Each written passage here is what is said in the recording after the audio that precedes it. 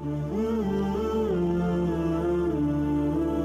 حضرت فاروق اعظم رضی اللہ تعالیٰ عنہ کا دور پڑھتے ہیں تو اس میں یہ ملتا ہے کہ جب مسلمان افواج رومیوں کے خلاف نکلتی ہے تو اس وقت ہوتا یہ ہے کہ جب رومیوں کے اوپر مسلمان حملہ کرتے ہیں تو وہ دن پر دن پسپائی کی طرف جاتے ہیں، پیچھے ہٹ رہے ہیں اور مسلمان آگے بڑھتے جا رہے ہیں۔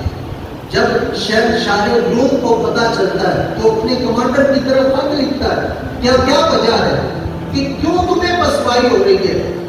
تو وہ جواب پر پھر خط لکھتا ہے، خط میں لکھتا ہے کہ ہماری تعداد مسلمانوں کی تعداد سے زیادہ ہے، ہمارے پاس اسلحہ مسلمانوں کے اسلحے سے زیادہ ہے، لیکن اس کے باوجود پسپائی ہمارا مقدر ہے۔ کہنے لگا اس کی وجہ کیا ہے؟ کہا خدا کی قسم یہ جو مسلمان ہمارے مقابلے میں آئے ہیں، وہ کمانڈر لکھتا ہے کہ ہمارے 100 اور ان کا 1 شیر کو کافی ہے۔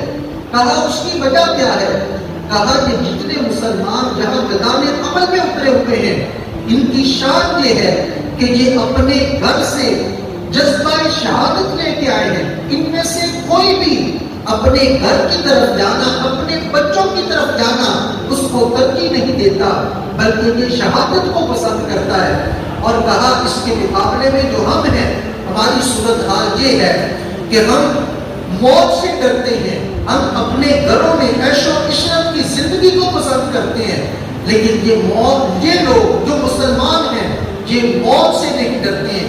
ان میں سے ہر ایک کی خواہش ہے کہ کاش ہمیں راہ خدا میں یہ شہادت کی موت نصیب ہو جائے۔ کہا اس واسطے کسی مسلمان کا مقابلہ آپ نہیں کر سکتے۔